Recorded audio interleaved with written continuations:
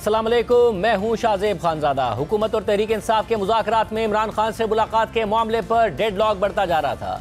तहरीक इंसाफ की मुज़ाकराती कमेटी कह रही थी कि इमरान खान से मुलाकात के बगैर ना ही तहरीरी मुतालबात देंगे और ना ही मुज़ाकरात की तीसरी नशिस्त में बैठेंगे, लेकिन आज एक और दिन गुजर गया मगर इमरान खान से उनकी मुज़ाकराती कमेटी को मिलने नहीं दिया गया। इस मामले पर अब हुकूमती मौक़िफ़ भी तज़ाद का शिकार नजर आ रहा है। राना सनाउल्लाह कह रहे हैं कि स्पीकर के बैरून मुल्क होने की वजह से मुलाकात में ताख़ीर हुई है, जबकि खुद स्पीकर कौमी असम्बली अयाज सादिक ने कहा है कि मेरा काम हुकूमत और अपोजिशन के दरमियान सहूलतकारी का है। इमरान खान से मुलाकात करवाना ना मेरा मैंडेट है और ना ही मेरी जिम्मेदारी है। इसके अलावा इस डेडलॉक पर हुकूमत ये तासुर भी दे रही है कि इमरान खान की हालिया सोशल मीडिया पोस्ट के बाद मुज़ाकरात का माहौल ख़राब हुआ है, जिसमें इमरान खान ने फौजी क़यादत को तनकीद का निशाना बनाया था, मगर आज खुद इमरान खान मुज़ाकराती अमल के हवाले से मज़ीद एक कदम पीछे हट गए हैं और उन्होंने अपनी मुज़ाकराती कमेटी को हिदायत कर दी है कि मुज़ाकराती अमल में तातुल से बचने के लिए मुज़ाकरात की तीसरी नशिस्त में बैठ जाएं और मुतालबात को तहरीरी शक्ल में पेश कर दें। लेकिन इमरान खान ने यह भी वाज़ेह कर दिया है कि अगर अगली नशिस्त में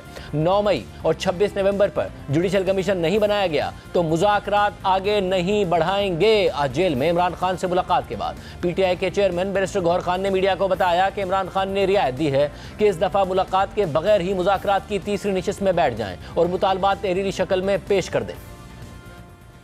खान साहब ने इस बात का परमिशन दी है। आज खान साहब ने कहा है कि जो हमारे मुतालबात है वो बेशक आप इन राइटिंग दे दें। तो एक तो पाकिस्तान तहरीक इंसाफ मुज़ाकरात के टेबल पे वो जो मुतालबात है हमारे वो हम इन राइटिंग दे देंगे। और इस मरतबा खान साहब ने ये भी कंसेशन की है कि मुलाकात कमेटी की नहीं भी होती तो एक मीटिंग हम कर लेते हैं, लेकिन अगर आइंदा नहीं होता तो फिर दोबारा देखेंगे। दूसरी जानिब PTI की मुज़ाकराती कमेटी की इमरान खान से मुलाकात ना करवाने पर आज वज़ीर आज़म के सियासी मुशीर राना सनाउल्लाह ने जवाब पेश किया कि स्पीकर कौमी असम्बली अयाज सादिक किसी एमरजेंसी की वजह से बैरून मुल्क गए हुए हैं, इसी वजह से मुलाकात में ताख़ीर हुई है। जैसे ही वो वापस आते हैं तो मुलाकात हो जाएगी। मुज़ाकराती जो टीम है उसको जो चेयर करते हैं हमारे स्पीकर या सादिक साहब, उन्हें किसी एमरजेंसी में जो है वो बैरून मुल्क जाना पड़ा, तो उस वजह से मेरा ख्याल है कि थोड़ा उसमें वो डिले आया है। वो जैसे ही वापस तशरीफ लाते हैं तो इनकी दूसरी मुलाकात वो जो चाहते हैं वो भी हो जाएगी और उसके बाद उनसे तवक्को तो हमारी ये है कि वो एक संजीदा तरीके से जो है वो अपने मुतालबात को लेके आएंगे। लेकिन उनके बयानात से लगता ये है और ख़ास तौर पर जो बानी PTI ने एक दिन पहले वो जो गुफ्तगू फरमाई है या उनके ट्विटर से जो ट्वीट किया गया है, उससे लगता तो ये है कि मुश्किल ही है कि वो कोई सीधी बात करें।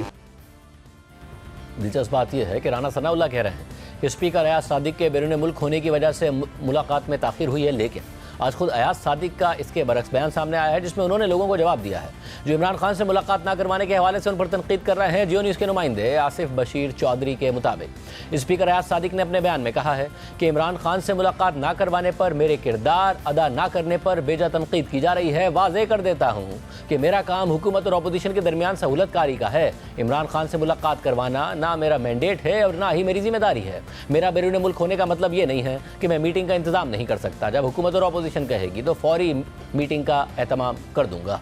यानी खुद स्पीकर कौमी असम्बली अयाज सादिक और हुकूमती मुज़ाकराती कमेटी के रुकन राना सनाउल्लाह के मौक़िफ़ में तज़ाद सामने आ रहा है। ताहम आज न्यूज़ कॉन्फ्रेंस के दौरान मुज़ाकरात के हवाले से बात करते हुए राना सनाउल्लाह ने इमरान खान की मुतनाज़ पोस्ट का हवाला भी दिया, जबकि कल वज़ीर दिफ़ा ख्वाजा आसिफ ने यहाँ तक कह दिया कि इमरान खान की पोस्ट के बाद मुज़ाकरात ला हासिल एक्सरसाइज बन चुके हैं और कल रात को ही खुद राना सनाउल्लाह ने भी ख्वाजा आसिफ के मौक़िफ़ की तायद कर दी थी।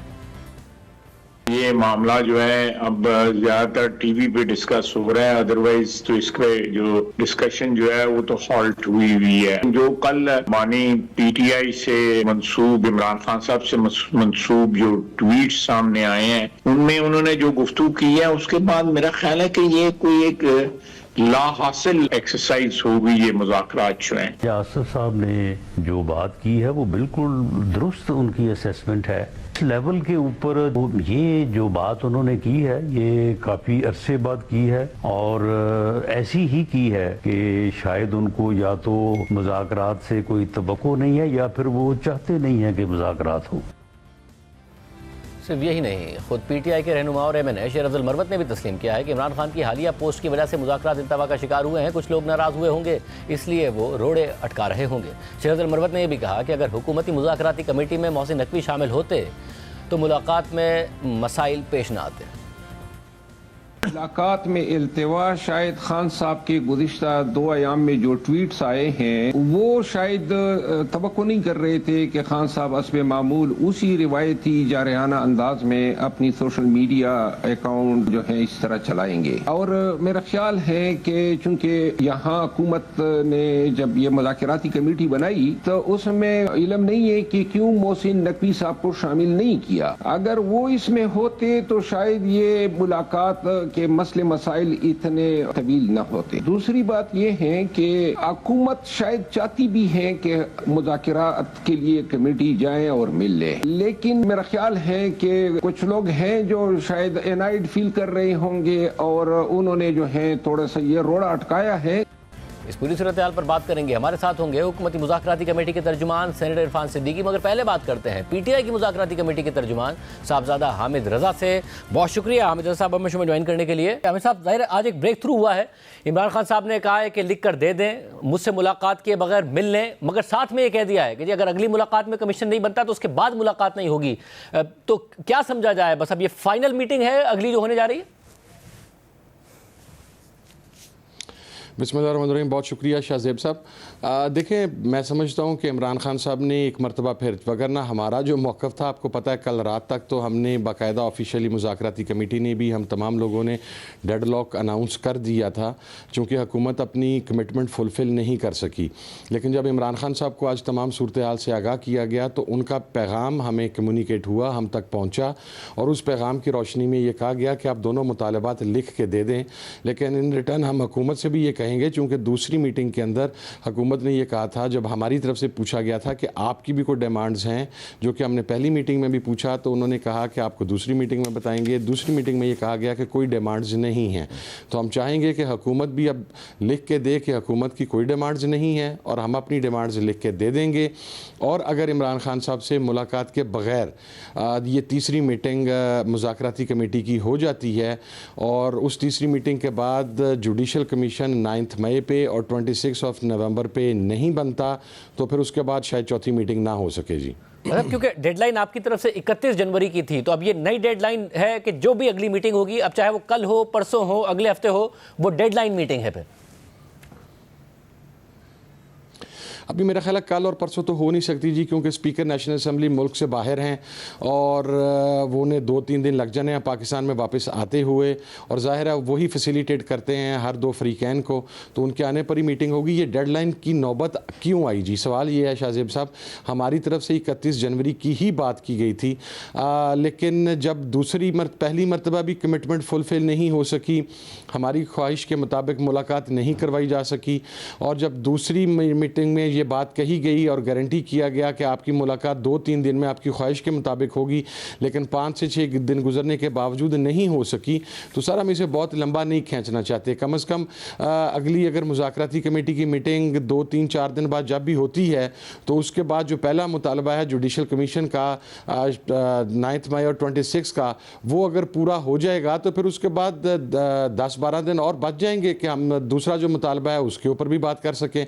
लेकिन अगर हम कमेटी खेलना नहीं चाहते जी, हम मीटिंग खेलना नहीं चाहते, हम अमली इक़दामात चाहते हैं हुकूमत की तरफ से, और उसका मेरा ख्याल अब हमारे पास इसके अलावा कोई और ऑप्शन नहीं बची। और मेरा शायद अगर इमरान खान साहब का पैगाम हमें आज कम्युनिकेट ना होता तो मुज़ाकराती कमेटी ख़ुद ही आज या कल तक आपस में मुशावरत करने के बाद कॉल ऑफ कर देती इन चीज़ों को।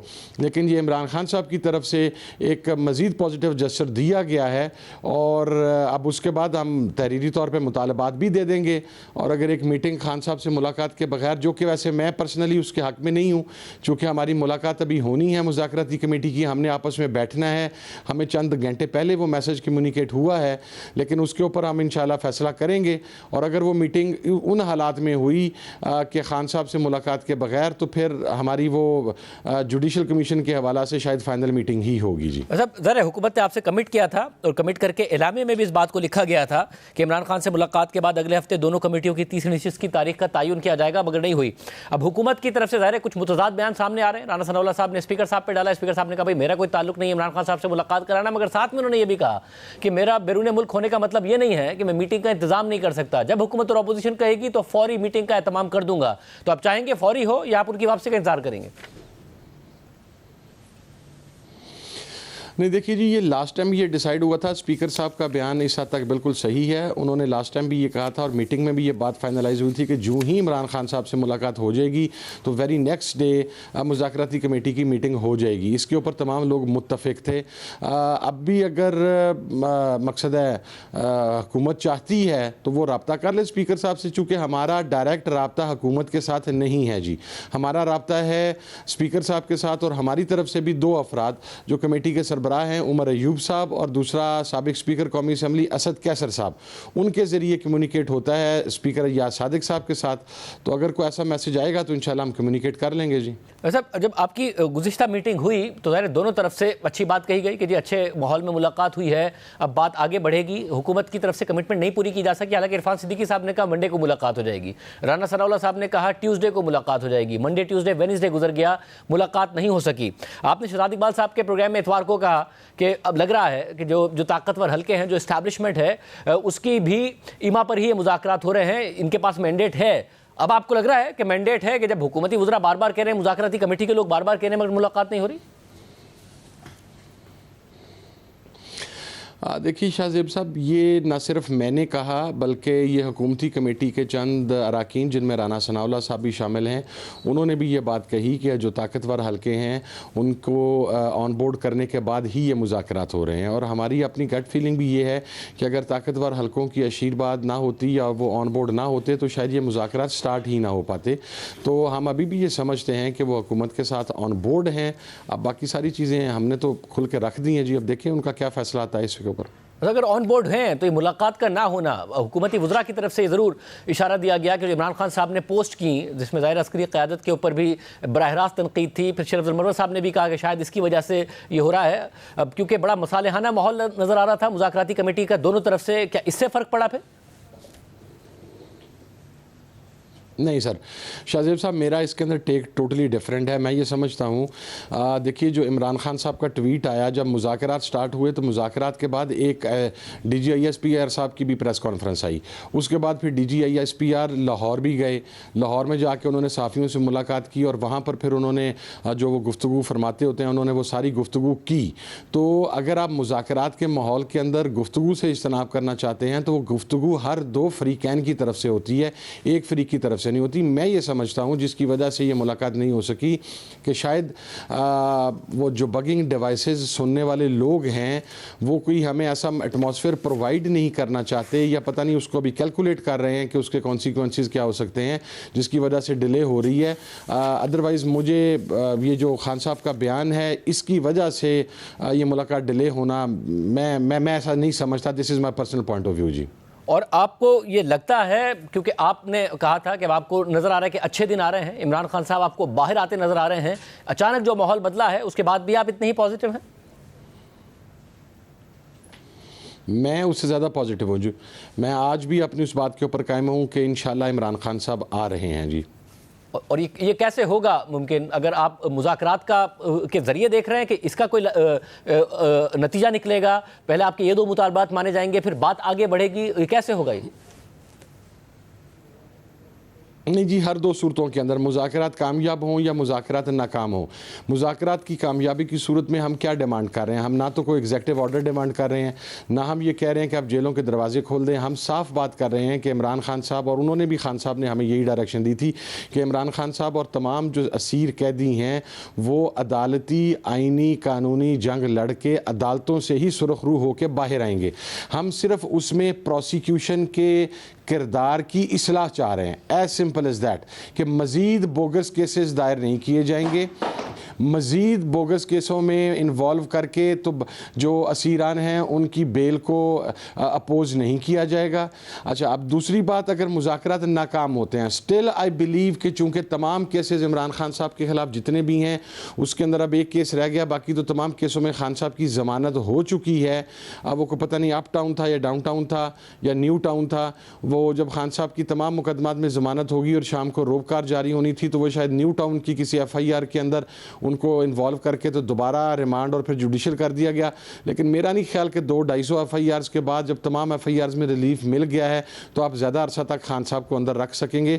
तो मैं मुज़ाकरात की कामयाबी या मुज़ाकरात की नाकामी हर दो सूरतों के अंदर मैं खान साहब को बाहर आता देख रहा हूँ। जी साहब, अब ज़रा आपने कहा कि प्रोसिक्यूशन और ये मुज़ाकरात में भी ये बात आई कि जो ज़मानतें हैं उसमें हाइल ना हो और फिर नई गिरफ्तारियां ना डाल दी जाए। मसला ये है कि फिर उमर अयूब साहब ने इल्ज़ाम लगाया कि एजेंसियों के लोग वहाँ पर बैठे होते हैं जो सारे के सारे अमल को कंट्रोल करते हैं, ज़मानतों और इस सारे मामलात को। अब ये इस बात इस्टेब्लिशमेंट से मुताल्लिक है। इमरान खान साहब जब बराह रास्त तनकीद कर रहे होंगे उसके बावजूद आपको लगता है कि मामला जिस तरफ जा रहे हैं रोका नहीं जा सकता इमरान खान साहब की रिहाई को? जी बिल्कुल जी, मैं समझता हूँ कि नहीं रोका जा सकेगा जी, इमरान खान साहब रिहा हो जाएंगे। जी साहब बहुत शुक्रिया। साहबजादा साहब हमारे साथ मौजूद थे, हुकूमत पर सवाल भी उठा रहे थे। हमारे साथ हुकूमती मुज़ाकराती कमेटी के तर्जुमान सेनेटर इरफान सिद्दीकी साहब मौजूद हैं। सिंह साहब बहुत शुक्रिया मुझे ज्वाइन करने के लिए। सिंह साहब, ये बात तो सच है, कमिटमेंट आप लोगों की तरफ से दी गई, उस कमिटमेंट के बाद बात एलामी में भी लिखी गई। आपने कहा पीर के लिए, राना सनाउल्लाह साहब ने कहा मंगल के लिए मुलाकात हो नहीं सकी। क्या हुकूमत भी खुद एम्बैरस नहीं हो रही है सारी की सारी सिचुएशन में कि कहा तो था कि मैंडेट है हमारे पास बट नज़र कहीं नहीं आ रहा है? बहुत शुक्रिया शाहजेब साहब, मैं बिल्कुल एग्री करता हूं कि जब हमने अपनी एक कमिटमेंट दे दी थी PTI को कि आपकी मुलाकात कराएंगे हम या उसको फैसिलिटेट करेंगे, तो हमें अपनी कमिटमेंट पूरी करनी चाहिए थी। लेकिन कमेटी का जो किरदार होता है वो यही होता है कि अपनी जो रिकमेंडेशन है या राय है वो मुतल्लका इदारे यानी वजारत दाखिला तक पहुंचा देगी, और ये फैसिलिटेशन का सारा काम जो है वो कमेटी या उसका कोई रुकन नहीं करता। ये ज़िम्मेदारी ली हुई है स्पीकर साहब ने, जो आजकल अपनी ज़ाती वजूहात की वजह से मुल्क से बाहर हैं। लेकिन मेरी ज़ाती राय यही है कि जो कमिटमेंट हम करते हैं वो उसको अमली जामा पहनाया जाना चाहिए, ताकि हम जो बात फिर उनसे करें कि आप कमिटमेंट पूरी करें तो हमारी बात के अंदर ज़्यादा वज़न हो। मेरी ज़ाती राय ये है। सब अब मामला ये हुआ कि ज़ाहिर आप ये कह रहे हैं कि ये राय है कि कमिटमेंट करें तो पूरी की जानी चाहिए। राना सनाउल्लाह साहब ने भी ये कहा कि क्योंकि स्पीकर साहब बाहर इसलिए नहीं हो सकी, तो स्पीकर अयाज सादिक साहब का बयान सामने आ गया कि मुझ पर ना डाला जाए, मेरा काम नहीं है जेल में मुलाकात कराना, मेरा काम है मुज़ाकराती अमल को फैसिलिटेट करना, बाहर होते हुए भी करा दूंगा। तो फिर कौन है ये जो नहीं करने दे रहा है? देखिए, ये एक कंस्पायरेसी थ्योरीज़ में अगर आप चले जाएंगे तो फिर तो बात बहुत दूर चली जाएगी। लेकिन मैं समझता हूँ कि अगर कराना भी चाहें मुलाकात, तो जो बहुत ढेर सारी शराइत उसके साथ नत्थी कर दी जाती हैं तो शायद उसमें मुश्किलात पेश आती हैं। आज देखिए, अली गौहर साहब मिले, जो कायम मकाम चेयरमैन हैं, उन्होंने आके एक मुस्तनद हवाले से एक बात कह दी। उसके बाद उमर अयूब साहब की बात भी सामने आ गई मुख्तलिफ चैनल से। तो एक बंदा खान साहब के पास जाके उनसे बात करके, मुलाकात करके, सूरत हाल से आगाह करके उनकी रहनुमाई लेने के लिए बहुत काफ़ी होता है। मैं इसलिए नहीं कह रहा हूँ कि हम कमिटमेंट से फिर रहे हैं। हमारी आज भी, मैं अपनी ज़ाती राय पे कायम हूँ कि अब हमने कहा है तो उन्हें फैसिलिटेशन मिलनी चाहिए। अब वो 8 अरकान जाना चाहते हैं, चले जाना भी नहीं चाहते, वो 8 अरकान ये चाहते हैं कि जी हमारी मुलाकात उस तंग कमरे में नहीं होनी चाहिए जहाँ 3-4 को तो कुर्सियाँ मिलती हैं और बाकी 3 को खड़े रहना पड़ता है। चलें जी, ये भी हो गया। उसके बाद वो चाहते हैं जी कि हमारी मुलाकात ऐसी खुली जगह कराई जाए जहाँ ना कोई आँख पहुँचे, ना कोई कान पहुँचे, ना किसी को कोई भनक हो, ना कोई एहलकार हो, और जेल मैनुअल को उनकी मुलाकात के लिए मुअत्तल कर दिया जाए। अब ये भी एक डिमांड उसके साथ जुड़ी हुई है। तो मेरा ख्याल ये है कि हमें इन चीज़ों को देखना होगा कि अब एक मुलाकात उनकी बड़ी जामे हो चुकी है। शाहजेब साहब, आप इसको जहन में रखिए कि ये मुलाकात का या मुज़ाकरात का जो अमल शुरू हुआ है, इसका जो इनिशिएटिव है वो ख़ुद लिया है PTI ने, और PTI ने कमेटी कायम की थी 5 दिसंबर को। अब अगर 5 दिसंबर की तारीख को आप जहन में रखें तो आज 40 दिन होने वाले हैं। तो क्या 5 दिसंबर से पहले उन्होंने क्यों नहीं अपना होमवर्क किया कि हमने क्या मुतालबात लेके जाने हैं, खान साहब से क्यों नहीं गाइडेंस ली? मगर अब सूरत हाल आगे ये बढ़ गई है कि आज इमरान खान साहब ने ये कहा है कि मुझसे मिले बगैर आप मुज़ाकराती कमेटी से मिल लें, तहरीरी तौर पर अपने मुतालबात दे दें, मगर ये जो अगली मुलाकात है इसके बाद अगर जुडिशल कमीशन ना बना 9 मई और 26 नवंबर पर, तो फिर उससे अगली मुलाकात नहीं होगी। साहबजादा साहब हमारे साथ मौजूद थे, साहबजादा हामिद रजा साहब, उन्होंने भी कह दिया कि अगर 26 नवंबर और 9 मई पर अगली मुलाकात के बाद कमीशन बनेगा तो ही हमारे बाकी मुतालबात के लिए अगली मुलाकात होगी, वरना नहीं होगी।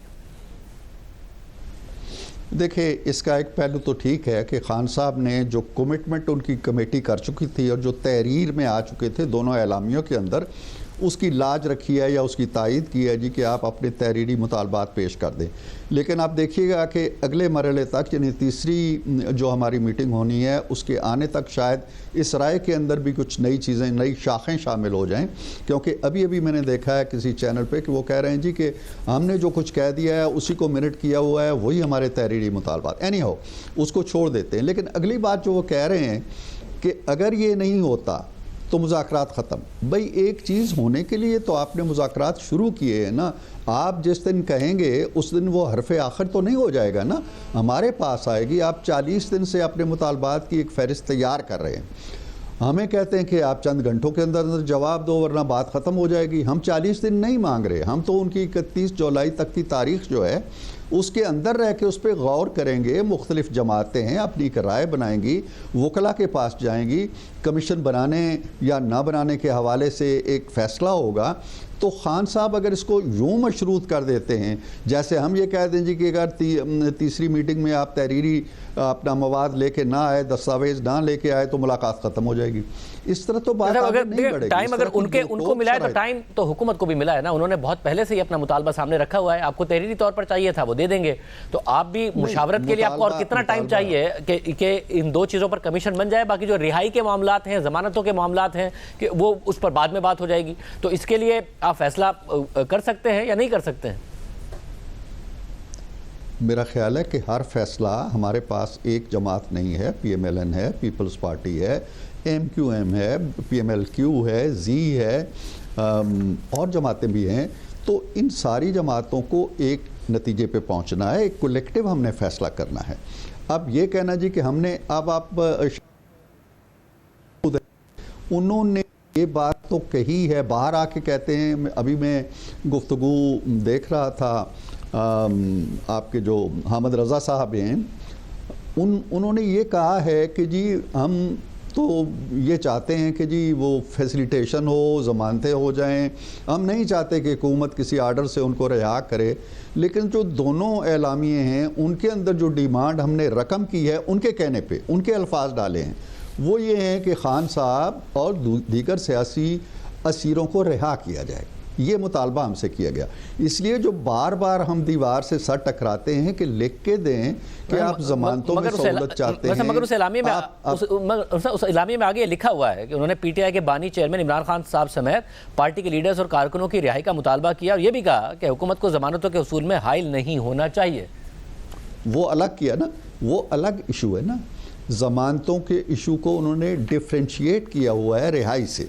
रिहाई अपनी जगह एक अलग मुतालबा है कि उनको रिहा करें। जिनकी ज़मानतें होनी हैं उनकी ज़मानतों की बात उन्होंने की है। तो ये दो अलग अलग मौज़ूआत है ना। अब हम रिहा करें तो वो कहते हैं जी कि अभी हामिद साहब बार बार ये कह चुके हैं कि हम रिहाई ये नहीं चाहते हैं, हम तो अदालतों के प्रोसेस से गुजरना चाहते हैं। हम ये चाहते हैं कि जी एक अदालत अगर हमारे हक़ में फ़ैसला दे देती है तो ये ना हो कि किसी दूसरे मुकदमे। ये अब तौजीहात हैं, तौजीहात हैं, तशरीहात हैं जो वो मुख्तलिफ लोग मुख्तलिफ कर रहे हैं। तो इसलिए हम कहते हैं कि एक दफ़ा वो अपने तहरीरी जो मुतालबात हैं हमारे सामने ले आएँ। कल इन्होंने 4 इनके जो बड़े सरकर्दा लीडर हैं उन्होंने प्रेस कॉन्फ्रेंस की, उसमें इलेक्शन की भी बात इन्होंने की कि जी इलेक्शन होने चाहिए। उन्होंने 26वीं तरमीम के किस्से को फिर से छेड़ा है। तो एक दफ़ा मगर कहना चाहते हैं मुज़ाकरात के एजेंडे में तो ये चीज़ें नहीं। मगर मुझे साथ में भी बता दें, ये भी कहा रज़ा साहब ने कि अगर ये हमसे अब कह रहे हैं कि लिख के दें, तो इन्होंने हमसे अपनी दूसरी मीटिंग में कहा था कि हमारा कोई मुतालबा नहीं है, गवर्नमेंट की कोई डिमांड नहीं है। तो हम भी इनसे कहेंगे कि लिख के दें कि हुकूमत की कोई डिमांड नहीं है। तो आप भी लिख के देंगे कि कोई डिमांड नहीं है? देखें, अगर हमने ये कहा है कि हमारी कोई डिमांड नहीं है तो ये दूसरी मीटिंग तक की बात थी। इसका मतलब ये नहीं था कि हम आइंदा भी आपके सामने जब आपकी डिमांड्स आएंगे तो हम भी कोई डिमांड नहीं करेंगे। या हम आपसे कोई तकाजा नहीं करेंगे। जब उन्होंने पूछा जी कि आप बताइए कि आपकी कोई डिमांड है, हमने कहा जी कि आज सरेदास्त हमारे पास कोई डिमांड नहीं है। हमने ये भी नहीं कहा कि आप ये कॉल ऑफ कर दें, जो कॉल दी हुई है आपने सिविल नाफरमानी की। हमने ये भी नहीं कहा कि अपने ट्विटर अकाउंट बंद करें। आप देखिए ना खानज़ादा साहब, मेरा ख्याल है कि हमें इंसाफ करना चाहिए। अगर जो खान साहब का एक ट्वीट आया है परसों, वो ट्वीट अगर इस तरह का, इस अंदाज का वज़ीर आज़म के ऑफिस से जारी हो, या जरदारी साहब जारी कर दें, या बिलावल कर दें, या मियां मोहम्मद नवाज शरीफ कर दें, उसके क्या असरात होते या क्या रद्द अमल आ रहा होता? पीटीआई क्या रद्द अमल दे रही होती जी कि ये बातें हो रही हैं, नवाज शरीफ ने यह कह दिया। अब खान साहब ने वज़ीर आज़म की तौहीन की, मिलिट्री इदारों की तौहीन की, और उस वक्त की जब ये प्रोसेस सारा चल रहा है, तो ये चीज़ें भी तो जहन में रखनी चाहिए ना। तो फिर ये जो का मतलब यानी कि नहीं है कि हम मुलाकात, यानी कि जो मुलाकात नहीं हो सकी, आप लोगों की कमिटमेंट पूरी नहीं हो सकी, उसकी वजह वो ट्वीट ही है? नहीं, ये मैं नहीं कह रहा हूँ। मैं चूँकि बराह रास्त उसकी फैसिलिटेशन से मेरा ताल्लुक़ नहीं है, लेकिन मैं उससे बिल्कुल अलग थलग करके इसको देखें कि क्या ये ट्वीट ओवरऑल मुज़ाकरात की फ़ज़ा के लिए साजगार है, उसका मुआविन है, या उसको नुकसान पहुंचा रहा है। मैं इस तरफ इशारा कर रहा हूँ। और क्या आपने ट्वीट चले, क्योंकि आपने ये भी कह दिया कि हम भी ये दूसरी मीटिंग तक था कि हमारी कोई डिमांड नहीं है, तो क्या डिमांड है आपकी? कुछ सोचा है कि आप लोगों की क्या डिमांड्स होंगी जो अगली निश्चित होगी उसमें? देखें, इस वक्त खानज़ादा साहब जो डिमांड्स उनकी तरफ से आ रही हैं वो हैं या तो पर्सन स्पेसिफिक हैं या पार्टी स्पेसिफिक हैं। हमारे जहन में कुछ बातें हैं, हमने इनफॉर्मल तरीके से एक दूसरे से गुफ्तगू की है। There are lot of other issues concerning with the people of Pakistan and with Pakistan. हम ये भी चाहते हैं कि चलें, और कुछ नहीं तो हम यहाँ से काम शुरू कर दें कि आए दिन ये होता है जी कि ये जलसा हो रहा है, ये जुलूस हो रहा है, ये हंगामा हो रहा है, ये धरना हो रहा है। आए हम एक चार्टर तैयार कर लेते हैं, एक अंडरस्टैंडिंग बना लेते हैं कि आइंदा कोई भी जमात अगर इस्लामाबाद आएगी, लाहौर जाएगी, पेशावर जाएगी, तो ये तरीक़ाकार, कानून तो मौजूद है, उस पर अमल नहीं हो रहा, लेकिन चले हम आपस में एक बाहमी यादाश्त तैयार कर लेते हैं, मीसाक कर लेते हैं, मीसाक जमहूरियत की, वो भी हो सकता है। हम चार्टर ऑफ डेमोक्रेसी में मज़ीद वजाहत की बात कर सकते हैं, चार्टर ऑफ इकानमी की बात कर सकते हैं, और हमारे जो मुतालबात होंगे ऑलमोस्ट स्पेसिफिक नहीं होंगे। जितनी खबरें सामने, ऑलमोस्ट आप उस तरफ ही जा रहे हैं कि अगर इमरान खान साहब रिहा होते हैं, आपके लोग रिहा होते हैं, तो आप हुकूमत को डिस्टेबलाइज नहीं कर रहे होंगे, धरने देके डी चौक की तरफ आके ये सारे के सारे काम नहीं कर रहे होंगे। आप उसी तरफ जा रहे हैं जो खबरें आ रही थी कि अब आप ये डिमांड लेकर जा रहे हैं अगले मुज़ाकरात में। ये मैं फिर कहता हूँ कि हम ये नहीं कह रहे हैं कि खान साहब जब आएँ तो वो इन हदूद कार के अंदर रहें।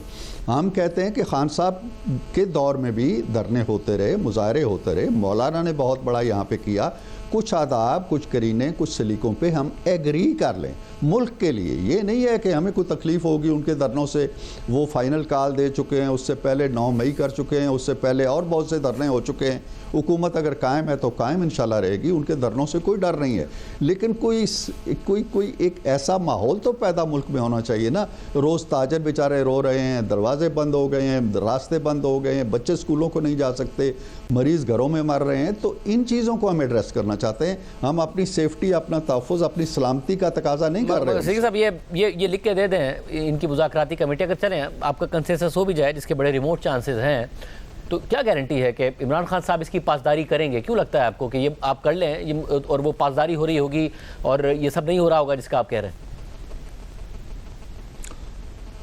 जी, ख़दशात तो हैं हमें, क्योंकि माजी के तजुर्बात हमारे ऐसे ही हैं कि पासदारी होने में बड़े मसाइल पैदा होते हैं, लेकिन हम फिर भी नेक दिली के साथ अगर एक नया सफ़र शुरू करने जा रहे हैं और बैठे हैं, ये भी एक बहुत बड़ी पेशरफ्त है कि पीटीआई बैठी है, हम लोग बैठे हैं, सारी जमातें बैठी हैं, और वो जमातें बैठी हैं जिनसे वो गुफ्तगू नहीं करना चाहते थे, वो उनके सामने बैठे हुए उनसे बात कर रहे हैं। लिहाजा ये पेशरफ्त अगर हो सकती है तो आइंदा के लिए भी हम तवक्को रखते हैं कि जो मुआहदे किए जाएं, जो अंडरस्टैंडिंग हो, उस पर हम लोग कायम रहें। अगर नहीं कायम रहेंगे, या अगर यहाँ से उनकी कमेटी एक बात तय करके जाती है, अंगूठे लगा के जाती है, खान साहब उसको मुस्तरद कर देते हैं तो फिर अमल नहीं चलेगा। इसी तरह हम अगर एक बात तय करके चले जाते हैं और उस पर अमल नहीं हो पाता तो उससे भी मसाइल पैदा होंगे। मैं पहले कह चुका हूँ बहुत कि जो फैसिलिटेशन। बहुत शुक्रिया इरफान सिद्दीकी साहब हमारे साथ मौजूद थे। प्रोग्राम में आगे बढ़ते हैं। सुप्रीम कोर्ट में सिविलियंस के फौजी अदालतों में ट्रायल के खिलाफ इंट्रा कोर्ट अपील पर अहम समाअत जारी है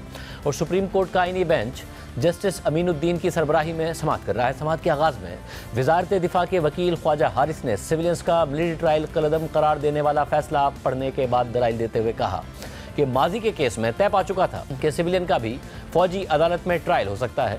अक्सरियती फैसले में आर्टिकल 8(3) और 8(5) की गलत तशरीह की गई। गलत तशरीह की बुनियाद पर कह दिया गया कि FB अली केस अलग नौइयत का था। FB अली पर रिटायरमेंट के बाद ट्रायल चलाया गया था जब वो शहरी थे। फैसले में कहा गया कि जुर्म सरदर्द होते वक्त रिटायर नहीं थे, इसलिए उनका केस अलग है। इस पर जस्टिस जमाल खान मंदुखेल ने रिमार्क्स दिए कि देखते हैं कि इस पर हम आपसे इत्तफाक करें या ना करें। मौजूदा केस में 9 मई वाले मुल्जिमान तो आर्म फोर्सेस से ताल्लुक़ नहीं रखते। आजकल एक इस्तिलाह एक सर्विसमैन की है, ये एक सर्विसमैन भी नहीं थे। चलें हम सिर्फ शहरी की इस्तिलाह इस्तेमाल कर लेते हैं। जस्टिस जमाल खान मंदुखेल ने सवाल किया कि ये बताएं कि आर्मी एक्ट में सिविलियंस का ट्रायल किया जा सकता है या नहीं, क्या ये सिर्फ मखसूस शहरियों के लिए था? ख्वाजा हारिस ने कहा कि आम तासुर इससे मुख्तलिफ है। जैसे जमाल खान मंदुखेल ने ख्वाजा हारिस से मुकालमा करते हुए कहा कि आम तासुर को छोड़ दें, ये बताएं कि शहरियों का ट्रायल मिलिट्री कोर्ट्स में हो सकता है या नहीं हो सकता। जस्टिस मुसर्रत हिलाली ने सवाल किया कि जब आर्मी एक्ट में आते हैं तो क्या सारे बुनियादी हुकूक मुअत्तल हो जाते हैं? जस्टिस अली मजहर ने पूछा कि इसमें इंटरनेशनल प्रैक्टिस क्या है, क्या आपके पास कोई मिसाल है? जजेस के सवालों पर वजारत दिफा के वकील ने कहा कि मेरे पास मिसालें मौजूद हैं, आगे चलकर इस पर बात करूंगा। जस्टिस मोहम्मद अली मजहर ने रिमार्क्स दिए कि पहले शेड्यूल में भी कोई कानून है जिसको भी आप नहीं छेड़ सकते। ख्वाजा हारिस ने जवाब देते हुए कहा कि ये भी अहम है कि मौजूदा कानून लागू होगा। जैसे जमाल खान मंदुखेल ने सवाल किया कि हमारे बहुत जवान शहीद होते हैं, क्या हमलावरों का भी मिलिट्री ट्रायल होगा? सवाल ये है कि शहदा के मुकदमात फौजी अदालतों में क्यों नहीं चलते? कौन से केसेस हैं जो आर्टिकल 8 की शिक 3 के तहत मिलिट्री कोर्ट्स में चलेंगे? ख्वाजा हारिस ने जवाब दिया कि इस केस में हम ये नहीं देख रहे कि मुस्तकबिल में किन लोगों का ट्रायल हो सकता है। इस पर जस्टिस जमाल मंदुखेल ने कहा कि सवाल यह है कि सिविलियन का फौजी अदालतों में ट्रायल किस हद तक हो सकता है। जस्टिस मुसर्रत हिलाली ने रिमार्क्स दिए कि सिविलियन का मिलिट्री कोर्ट्स में ट्रायल APS जैसे मुजरिमान पर ट्रायल के लिए था कि तमाम सिविलियन से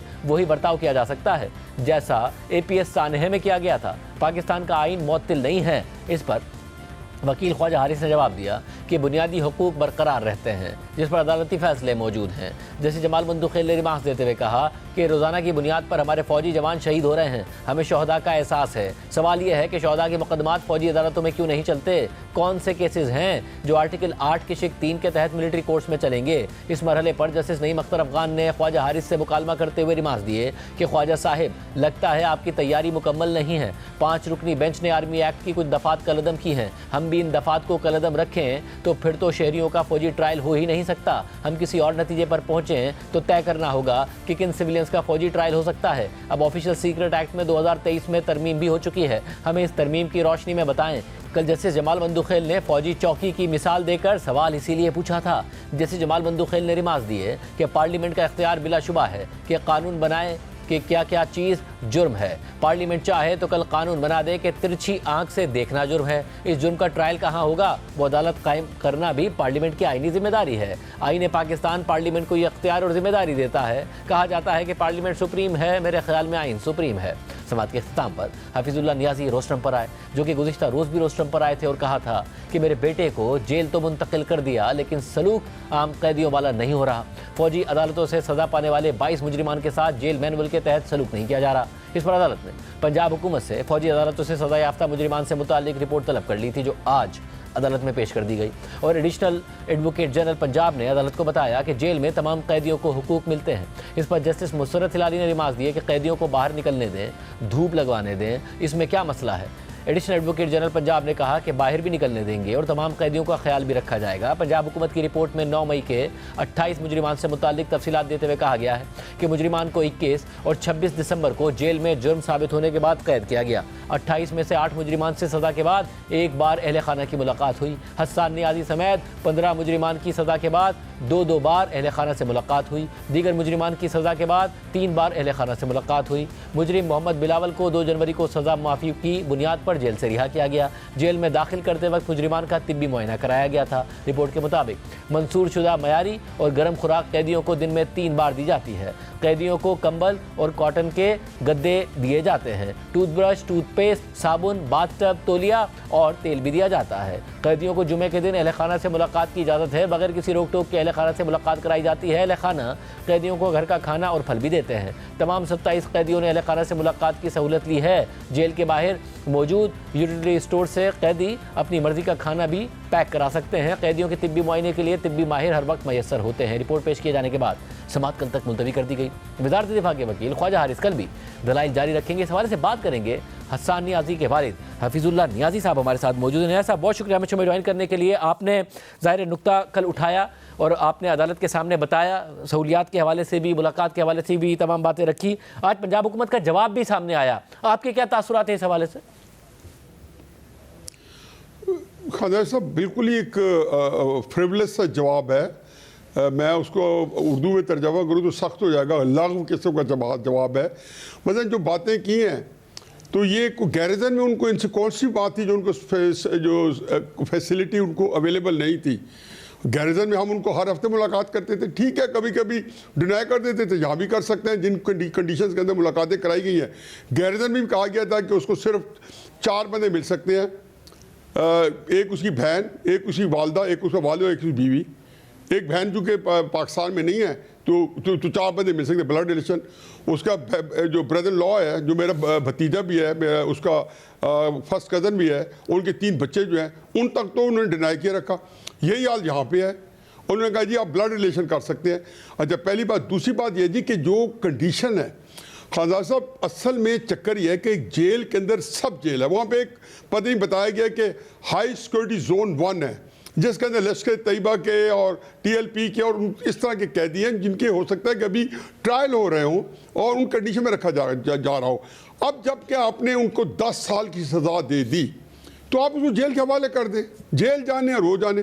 अब मैं चूँकि आपको पता है कि ये पता नहीं वो मेरी खुशकिस्मती या बदकिस्मती कि मैं हर लेवल के बंदे से इन कॉन्टेक्ट हूँ। मैं लोगों के साथ राब्ते हुई। मैं इससे पहले जो मुतलका लोग थे और जो टॉप के लोग थे, नंबर 1 थे, हर तरह के, जो उधर से भी इधर से सबसे मिला हूँ। और वो मुझे ज़ाहिर है कि दिलासे भी देते हैं और कहते हैं जी कि आप जो है 2, 4, 5 हफ्ते रहने थे। मुझे समझ नहीं आई कि उनको 2 बैरक्स में बंद कर दिया गया है। ये हकीकत है कि गैरिजन के अंदर इनके हालात इससे बेहतर थे। वहाँ उनको आधा पौना घंटे की एक छोटी बहुत वॉक भी करने की दी जाती थी और अमलन और फिजिकल रिमांड की तरह एक हवालात में एक छोटे कमरे बंद थे। अब एग्जैक्टली यहाँ पे 2 कमरों के अंदर, बड़े और छोटे मुझे उसका नहीं पता, उनके अंदर एक तो कॉरिडोर बना हुआ है जहाँ पे 14 एक तरफ थे, 14 दूसरी तरफ, शायद उनमें से 2 को रिहा कर दिया गया है। और उसके बाद वहाँ पे वो कहते हैं जी ना तलावत हो सकती है, ना इस तरीके से कोई आप कोई किताब पढ़ सकते हैं। उनको ज़ाहिर बंदे बंदा चढ़ा हुआ है, ये इतना शोर हो गया और वो सारा है कि उसको खोलते नहीं है। उनको जेल में किसी से मिलने की इजाज़त नहीं है। 4000 कैदी हैं कोटलकबा जेल में। 4000 कैदियों के पास ये जो जेल रूल्स के मुताबिक सुबह उनको छोड़ दिया जाता है और शाम को जो है रात को उनको बंद कर दिया जाता है। अब ना तो ये जेल के अंदर सब जेल करार दे के उन्होंने ऐसा बता दिया, तासुर दिया। मुझे तकलीफ ये होती है कि by the people, of the people, for the people. और वो लोग जो है कॉन्टेस्ट कर रहे हैं उन्हीं लोगों के राइट कि जो by the people, of the people, for the people है। सब ये तो यानी कि जो आज कहा गया, आज एक बात आखिरी जी मुकम्मल कीजिए। जी मैं सवाल कर लेता हूँ कि जो ये जो फिर अदालत में आज कहा गया कि मैनुअल के मुताबिक सहूलियात हैं वो नहीं मिल रही हैं, जो बातें तफसील बताई गई वो बिल्कुल भी नहीं है, आप ये कह रहे हैं? मैं यही बात करने लगा था कि मुझे हंसी आई कि आप तो खैर बहुत जो है आज की पैदावार, आपको क्या पता है कि 65 की जो है सूरज पोस्ट वॉर का भी मुझे ज़हन में है और 71 का तो बहुत अच्छी तरह नक्श है। यहाँ से रेडियो पाकिस्तान से जो इंडियन कैदी होते थे उनकी जो है बयानात होते थे, उधर से इंडियन रेडियो से पाकिस्तानी कैदी। हमें जी 7 दिन गर्म रोटी दी जाती है, हफ्ते में 1 दिन हलवा दिया जाता है। ये तो उनकी आज रिपोर्ट आई है। मैं तो मैंने आज कोर्ट को बताया जी कि गैरिजन के अंदर यही सहूलतें उनको थी। जो असल चीज़ है कि उनके पास पाबंदी है, उनके पास ना उनको अपने किसी रिश्तेदार से, दोस्त से, उनके बिजनेसेस हैं। जेल मैनुअल कहते हैं कि वो अपने बिजनेस के लिए अपने स्टाफ से कंसल्ट कर सकेंगे, उनको राय दे सकेंगे। वहाँ पे जी जिस जगह मिलवाया जाता है, अंदर एक बैरिक है, आगे विंडोज बनी हुई हैं और खुला सारा मामला है। एक कैदी अंदर खड़ा है और उसके 5-7 लवाकिन बाहर खड़े हैं। फिर कुछ 700-800 बंदा शोर हो गया, कोई कानून सुनाई बात नहीं सुनाई देती, कोई कंडीशन है मिलने की। हकीकत यह है कि गैरिजन में अकेला मिलवाया जाता था, आधा घंटा, पहले 20 मिनट 15 मिनट मिलवाते थे, आखिरी 2-3 महीनों में आधा घंटा कर दिया गया था। लेकिन मुझे तो चाहिए नहीं, हमने कही कि जो जेल मैनुअल कहता है उसके मुताबिक रहने दे। जैसे मुझे भी बताएगा कि आंखों में धूल झोंकने की कोशिश की है। ज़ाहिर हसन याजी को बहुत सख्त सजा दी गई 10 साल की, बतौर फैमिली आपके लिए एक मुश्किल वक्त है। आज मरियम नवाज साहिबा ने जिक्र किया और जो वाकया था पतलून के हवाले से उसकी बात करके वैसे तो हमदर्दी का इजहार कर रही थी, मगर ऐसा लग रहा था कि 10 साल की जो कैद हुई है उसको जस्टिफाई भी कर रही थी। इस पर क्या तासुरात है आपके? देखिए शाहदेव साहब, मुझे बड़ा अफसोस हुआ मरीम नवाज साहबा का। एक दफ़ा पहले भी जिक्र किया था, एक बड़े क्लीशे है, एडेज है कि सियासत में दिल नहीं होता। तो जब ये बात की तो मुझे लगा कि सियासत की आंख में हया भी नहीं होती। मैं 7-8 साल जो करता रहा, मेरा अपना नैरेटिव था। अब उसके बाद इन्होंने जो बात की बिल्कुल सरियत झूठ है। मैं आज भी कहता हूँ कि जो लोग जिन्ना हाउस के अंदर दाखिल हुए हैं, जिन्होंने उकसाया है, जिन्होंने भड़काया है, मैं मिलिट्री कोर्ट्स की as a democrat, as a constitutionalist मैं कभी हमायत नहीं करूँगा। लेकिन उनको ATC में कारवा की सजा दें, 14 साल, 10 साल, 20 साल, जो भी कानून कहता है। जिन्होंने जो कुछ फौजी तनसीबात पे हमला किया, हसन न्याजी साहब के लिए मुझे कोई रिलीफ नहीं चाहिए, मुझे इंसाफ चाहिए। ये क्लिप जो है जिन्होंने बनाया था और ये तासुर दिया था और पूरा नैरेटिव फैलाया कि उन्हें पतलून उठाई हुई है, अब उस तकरीर के अंदर अगर इसने उकसाया है, भड़काया है, या पतलून उठाई है, या पतलून को कहीं से हाथ लगाया, कोई नामालूम पीछे से, पता नहीं कौन नामालूम था, तकरीर के दौरान यंग आदमी है, जोशीला, किसने कहा कि हसन साहब तक पतलून पीछे से उठाई जा रही है। आप वो क्लिप अभी दिखा रहे होंगे शायद।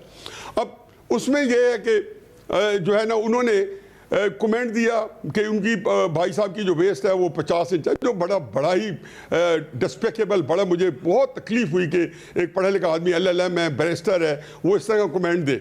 लेकिन और इसके अलावा अगर इसमें जो सजा होते, आप इंसाफ दे। रियासत जब झूठ बोल के लोगों को सजाएं दिलवाएगी, मेरा ख्याल है कि उस रियासत में बड़ा कड़ा वक्त आ जाता है।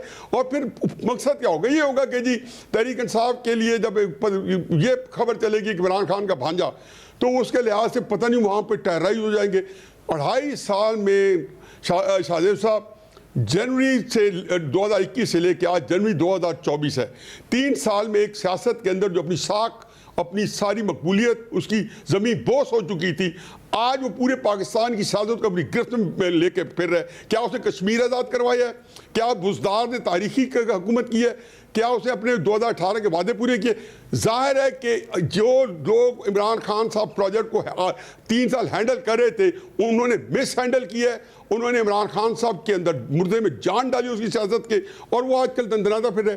बाकी जो है कि जो कुछ ये कर रहे हैं, जो मुझे तकलीफ हुई है कि उसके साथ जो है हमारे जो सियासत के जो लोग हैं, जैसे मरीम नवाज साहिबा, मुझे हकीकत उम्मीद नहीं है, लेकिन इंसान को जिनसे कुछ ताल्लुक हो उनसे तकलीफ पहुंचती है। अब मैं खुद इसी बात का जो है मेरा प्रोफेशन है, बातें करना या आर्गूमेंट देना, ये कि हमदर्दी मेरे साथ करना और उसके बाद कहना कि जी वो उसने ये पतलून उठाई और पूरा किस्सा नरेट करना।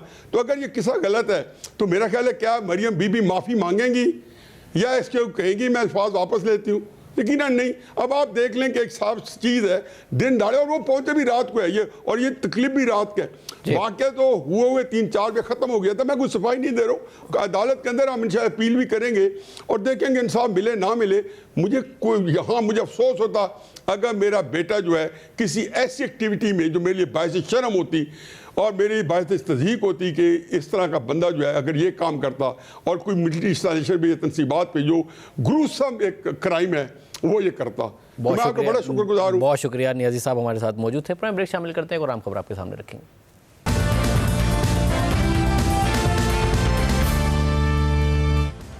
सदारती इंतखाब में गैर मामूली कामयाबी के बाद डोनाल्ड ट्रंप दूसरी बार अमेरिका के सदर बनने जा रहे हैं और इस सिलसिले में इख्तिदार की मुंतकली का अमल भी जारी है। अमेरिकी कांग्रेस ने ट्रंप की कामयाबी की तस्दीक भी कर दी है और 20 जनवरी को ट्रंप अपने ओहदे का हल्फ उठाएंगे, लेकिन हल्फ बर्दारी से सिर्फ 10 दिन पहले यानी 10 जनवरी को उन्हें हश मनी केस में सजा सुनाई जाएगी।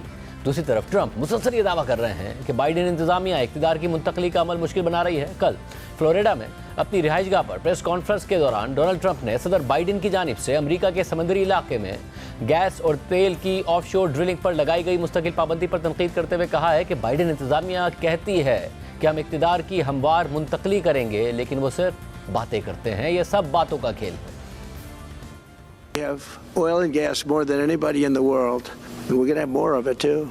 But they took away 625 million acres of offshore drilling.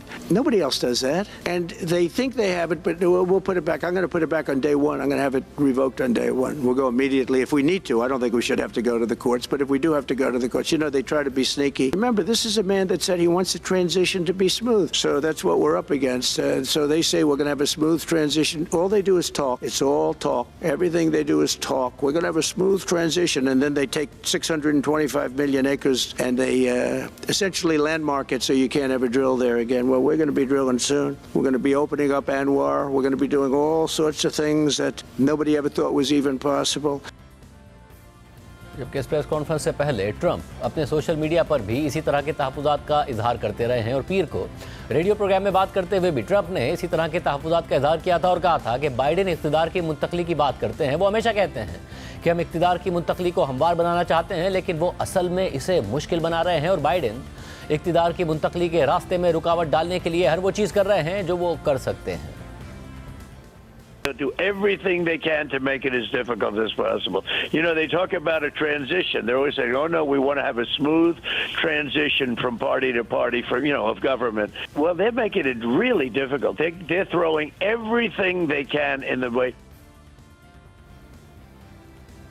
जबकि बाइडेन इंतजामिया मुसलसल ये दावा कर रही है कि वो हमवार तरीके से इक़्तिदार को मुंतकिल कर रहे हैं और दिलचस्प बात यह है कि ट्रंप अब बाइडेन इंतजामिया पर इक़्तिदार की मुंतकली में रुकावटें डालने का इल्ज़ाम लगा रहे हैं, मगर 2021 में बाइडेन को इक़्तिदार मुंतकिल करने के वक्त ट्रंप ने नताइज मानने से इनकार कर दिया था और अपने नायब सदर को बाइडेन के इलेक्शन में कामयाबी की तस्दीक से ही रोकने की कोशिश की थी, जबकि इस अमल के दौरान उनके हामियों की एक बड़ी तादाद ने अमरीकी कांग्रेस पर चढ़ाई भी की थी।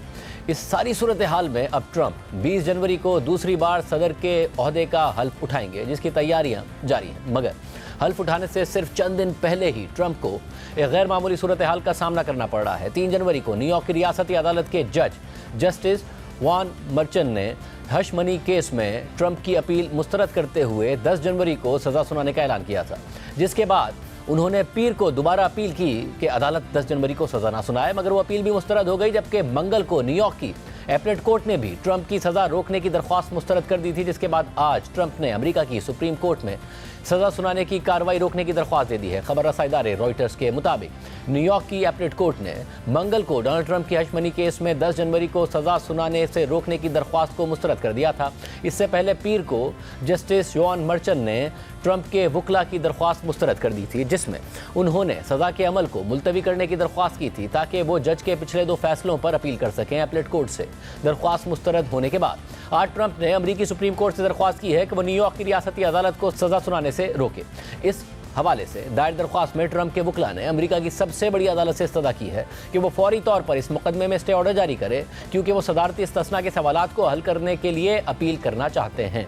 अमेरिकी मीडिया के मुताबिक ट्रंप की सुप्रीम कोर्ट से ये दरख्वास्त इंतहाई गैर मामूली है और ये उनके लिए एक मुश्किल जंग होगी, क्योंकि उनका केस अभी तक न्यूयॉर्क की अदालतों में मुकम्मल तौर पर ख़त्म नहीं हुआ है। अब देखना ये होगा कि इस मामले पर सुप्रीम कोर्ट का फैसला क्या होगा और अगर ट्रंप को यहाँ से भी रिलीफ नहीं मिलता तो 2 दिन बाद 10 जनवरी को उन्हें हश मनी केस में बाकायदा सज़ा सुना दी जाएगी। इसका मतलब यह है कि ट्रंप को अपनी हल्फ बर्दारी से सिर्फ 10 दिन पहले अदालत में पेश होना पड़ेगा, जो अमरीकी तारीख में एक गैर मामूली सूरत हाल होगी। ट्रंप से पहले किसी भी अमरीकी सदर को मुजरिमाना इल्ज़ामात या सज़ा का सामना नहीं करना पड़ा था। जुमे को जस्टिस जॉन मर्चन की जानिब से हश मनी केस में सज़ा सुनाने की तारीख का हुक्म सामने आने के बाद ट्रंप ने उन्हें शदीद तनकीद का निशाना बनाया था और उन्हें मुकदमे की कार्रवाई से हटाने का मुतालबा किया था। इस हवाले से उन्होंने अपने social media platform truth social पर लिखा था कि ये नाजायज़ सियासी हमला धांधली के सिवा और कुछ नहीं है। जस्टिस मर्चन, जो कि इंतहाई जानिबदार हैं, उन्होंने एक और हुक्म जारी किया है जो गैर कानूनी और हमारे आइन के खिलाफ है और अगर इस पर अमल दरामद होने दिया गया तो इससे उस सदारत का खात्मा हो जाएगा जिसे हम जानते हैं। जस्टिस मर्चेंट की नज़र में आइन की इतनी कम इज्जत है कि वो मुसलसल मेरे खिलाफ यानी आपके सदर के खिलाफ एक गैर कानूनी हुक्म बरकरार रखे हुए हैं ताकि मैं उनके और उनके ख़ानदान की नाअहली और गैर कानूनी मफादात को बेनकाब न कर सकूँ। इसके अलावा ट्रंप ने अपनी एक और पोस्ट में लिखा है कि मैंने कभी भी झूठे कारोबारी रिकॉर्ड्स नहीं बनाए। ये एक जाली मन घड़त इल्ज़ाम है जो एक करप्ट जज ने लगाया है, जो सिर्फ बाइडेन के महकमा इंसाफ का काम कर रहा है, जो अपने सियासी मुखालिफ यानी मुझ पर हमला कर रहा है। जज ने एक ऐसा केस बनाया जो बनता ही नहीं था। ये शख्स रियासत न्यूयॉर्क की तारीख का मुतनाज़ तरीन जज हो सकता है। इस जज को निकाल देना चाहिए। ट्रंप जज के इस फैसले पर शदीद बरहम है। ताहम इस हुक्म पर अमल दरामद के बाद वो पहले अमरीकी सदर बनने जा रहे हैं जो सज़ा याफ्ता होंगे। ताहम जज ने इस केस को गैर मशरूत तौर पर डिस्चार्ज करने का इंदिया भी दिया है, लेकिन ट्रंप की कन्विक्शन बरकरार रहेगी। खबर एजेंसी एसोसिएटेड प्रेस के मुताबिक ट्रंप की जानिब से फैसले को मुस्तरद करने और मुकदमे को सदारती इस्तिस्ना की बुनियाद पर खारिज करने की दरख्वास्त को मुस्तरद करते हुए जस्टिस जॉन मर्चेंट ने कहा है कि इस मामले का हतमी फैसला ही इंसाफ के मुफाद में होगा, जबकि जज ने अपने तहरीरी फैसले में ये इंदिया दिया है कि वो साबिक और नौ मुंतखब सदर को एक गैर मशरूत रिहाई की सज़ा देंगे, जिसमें सज़ा कायम रहती है लेकिन मुकदमा बगैर जेल की सज़ा, जुर्माने या प्रोबेशन के खारिज कर दिया जाता है। वाज़ेह रहे कि मई 2024 में न्यूयॉर्क की एक ज्यूरी ने सदर ट्रंप को हश मनी केस में मुजरिम करार दिया था और ज्यूरी ने ट्रंप के खिलाफ एडल्ट मूवी स्टार को गैर कानूनी तौर पर पैसे देने के तमाम 34 इल्ज़ामात को दुरुस्त मानते हुए फैसला सुनाया था। इस केस में ट्रंप पर इल्ज़ाम था कि उन्होंने अपने कारोबारी रिकॉर्ड में जालसाजी करके adult movie star stormy Daniels को $1,30,000 की अदायगी की थी। यह अदायगी 2016 के सदारती इंतखाबात से पहले स्टॉर्मी डेनियल्स को मुबैना जिनसी ताल्लुकात के मामले पर खामोशी इख्तियार करने पर ट्रंप के साबिक वकील माइकल कोहन ने की थी। एसोसिएटेड प्रेस के मुताबिक ज्यूरी के इस फैसले के नतीजे में 78 साल ट्रंप को जुर्माने या प्रोबेशन से लेकर 4 साल तक कैद की सज़ा का सामना था और उनकी सज़ा का तयन करने के लिए इब्तिदा में 11 जुलाई को समाअत होनी थी, लेकिन ट्रंप के वकला की दरख्वास्त पर इसे 2 मरतबा मुलतवी कर दिया गया। फिर 5 नवंबर को ट्रंप की जानिब से सदारती इंतखाब में कामयाबी के बाद जज ने सज़ा का फैसला दोबारा मुलतवी कर दिया ताकि दोनों तरफ के वकला केस के मुस्तकबिल पर अपनी राय दे सकें। इस दौरान ट्रंप के वकला ने जज से दरख्वास्त की कि केस को खारिज कर दिया जाए। उनका कहना था कि अगर ऐसा ना किया गया तो ये आइन में खलल डालेगा और आइंदा सदर के मुल्क चलाने की सलाहियत को मुतासिर करेगा। इस दौरान प्रोसिक्यूशन ने भी तस्लीम किया कि ट्रंप की आने वाली सदारत के लिए उन्हें कुछ रियायत दी जानी चाहिए, लेकिन उन्होंने इस बात पर जोर दिया कि सज़ा कायम रहनी चाहिए और प्रोसिक्यूशन ने इस सिलसिले में मुख्तलिफ तजावीज़ भी पेश की, जिनमें ट्रंप की सदारत के दौरान केस को रोक देना या उन्हें बगैर जेल की सज़ा देने की जमानत फराहम करना शामिल था, जबकि उन्होंने केस को बंद करने की तजवीज़ भी दी थी। लेकिन जज मर्चेंट ने फैसला दिया कि ट्रंप नौ मुंतखब सदर हैं, लेकिन उनकी मौजूदा हैसियत उन्हें एक बाज़ाब्ता सदर की तरह इस्तिस्ना नहीं देती, इसलिए फैसले को एक तरफ रखना या मुकदमे को खारिज करना एक इंतहाई कदम होगा और इससे कानून की हुक्मरानी कमज़ोर होगी। जबकि 5 नवंबर को सदारती इंतखाब से पहले ट्रंप के वकला ने सुप्रीम कोर्ट के एक फैसले की बुनियाद पर उनकी सज़ा को मनसूख करने की कोशिश भी की थी, जिसमें सुप्रीम कोर्ट ने अमरीकी सदूर को क्रिमिनल प्रोसिक्यूशन से इस्तिस्ना फराहम किया था। अदालत में ट्रंप के वकला का दावा था कि ज्यूरी को कुछ ऐसे शवाहिद मिले हैं जिन्हें सदारती इस्तिस्ना हासिल होने की वजह से महफूज रहना चाहिए था, लेकिन अदालत ने इस दलील को मुस्तरद कर दिया था। इस केस के अलावा भी ट्रंप को 3 दीगर मुकदमात का सामना है। पहला मुकदमा 2020 के इलेक्शन के बाद कैपिटल हिल में होने वाले फसादात से मुताल्लिक है। दूसरे मुकदमे में 2020 के सदारती इंतखाबात में रियासत जॉर्जिया में उन पर अपनी शिकस्त को तब्दील करने का इल्ज़ाम है, जबकि तीसरे मुकदमे में उन पर सदारत खत्म होने के बाद खुफिया सरकारी दस्तावेजात अपने साथ ले जाने का इल्ज़ाम है। लेकिन ट्रंप की इलेक्शन में कामयाबी के बाद स्पेशल प्रोसिक्यूटर जैक स्मिथ ने 25 नवंबर को ऐलान किया था कि हम उनके जॉर्जिया के इंतखाबी नताइज तब्दील करने के मुकदमे और खुफिया दस्तावेजात के मुकदमे को ख़त्म कर रहे हैं, ताहम ट्रंप के मुलाजमीन के खिलाफ ये केसेस बरकरार रहेंगे। वाज़ेह रहे कि ट्रंप ने अपनी इंतखाबी मुहिम के दौरान कहा था कि जब वो दोबारा ओहदा संभालेंगे तो वो स्पेशल प्रोसिक्यूटर जैक स्मिथ को बरतरफ कर देंगे।